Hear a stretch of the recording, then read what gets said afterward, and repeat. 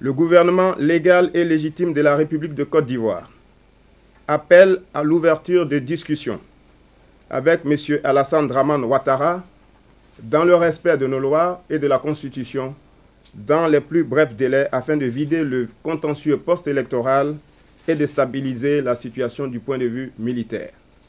Nous considérons que notre pays est dans une impasse totale, contrairement à ce qui est entendu ici et là.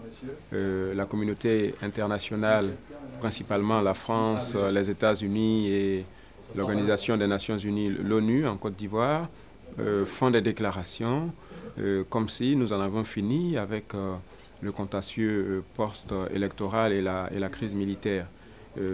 J'estime que ces deux questions n'ont pas encore trouvé de réponse, n'ont pas encore été abordées dans leur fond par les partis en conflit en Côte d'Ivoire. M. Alassane Dramane Ouattara n'a pas été reconnu par le Conseil constitutionnel de la République de Côte d'Ivoire. Il n'a pas été investi par cette juridiction suprême, tout simplement parce qu'il n'a pas été élu, parce qu'il n'a pas gagné l'élection présidentielle. En tout état de cause, ce que je voudrais dire, depuis de longues années, nous avons affaire à un citoyen qui s'appelle Alassane Ouattara, qui est en quelque sorte un hors-la-loi. En Côte d'Ivoire, nous avons une constitution. Naturellement, ce n'est pas au moment où la crise est arrivée à ce stade-là que nous allons faire du juridisme de mauvaise loi. Mais je voudrais simplement rappeler que depuis le kidnapping du président Gbagbo, nous assistons à une vacance du pouvoir. Et l'article 40 de la Constitution ivoirienne stipule qu'en cas de vacance du pouvoir, c'est le président de l'Assemblée nationale, c'est-à-dire M. Mamadou Koulibaly, qui prend la succession du président Gbagbo, puisqu'il est empêché. Il a été enlevé par des rebelles et l'État doit continuer de fonctionner, le pays doit fonctionner, les institutions doivent continuer. Logiquement, c'est le schéma dans lequel nous sommes.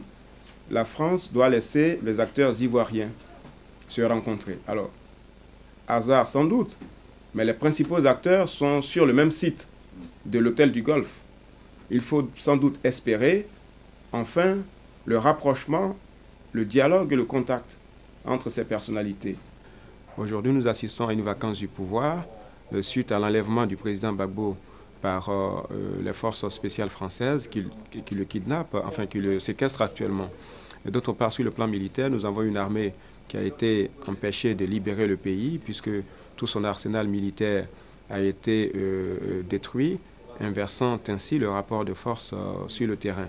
Et c'est d'ailleurs à la demande de M. Ouattara que les forces françaises ont mené ces actions. C'est à sa demande que la Licorne a détruit tout l'armement de la Côte d'Ivoire. Donc nous sommes malheureusement loin d'être au bout du tunnel.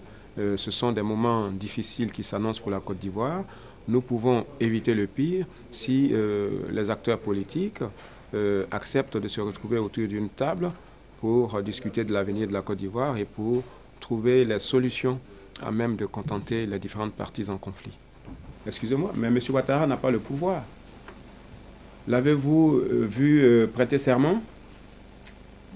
Est-ce que M. Ouattara a été investi par le Conseil constitutionnel?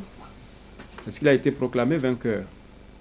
Est-ce qu'il a annoncé la suspension de la Constitution, l'abrogation de toutes les lois de notre pays, la suspension de l'Assemblée? Il ne l'a pas encore fait. Nous sommes dans une dynamique de coup d'État et nous invitons M. Ouattara à renoncer au putsch et à venir discuter avec le président Gbagbo. Vous pensez que le Conseil constitutionnel ne va pas valider son élection finalement? Mais naturellement, le Conseil constitutionnel ne va pas proclamer un président toutes les 2 semaines. C'est une fois tous les 5 ans que le Conseil constitutionnel proclame les résultats et investit un chef de l'État. Qu'est-ce qu'il va faire? Doit le dissoudre? Mais il ne peut pas, il n'en a pas la qualité ni la capacité. Vous savez, la Constitution, ce n'est pas le livre de Mickey. Hein. Il ne peut avoir de paix durable, de réconciliation sincère, sans le président Gbagbo. C'est d'ailleurs lui qui doit être le moteur de ce processus de réconciliation, parce que c'est lui qui a toujours été à l'initiative de toutes les actions de paix. Il a mis fin à l'exil du président Bédié, lorsque celui-ci a été chassé du pouvoir à la suite du coup d'État, le premier d'Alassane Ouattara. Et il a fait revenir M. Ouattara en Côte d'Ivoire après l'échec relatif de son coup d'État de septembre 2002 qui s'est mué en rébellion. C'est donc vous dire que Gbagbo, le président Gbagbo, est tout fondé à être le moteur d'un nouveau processus de réconciliation en Côte d'Ivoire. Et la France, nous le disons, tant bien même qu'ayant ses chars partout dans la rue, ne peut pas ou ne peut plus interférer dans cette réconciliation indispensable, dans ce rapprochement nécessaire entre les acteurs politiques ivoiriens.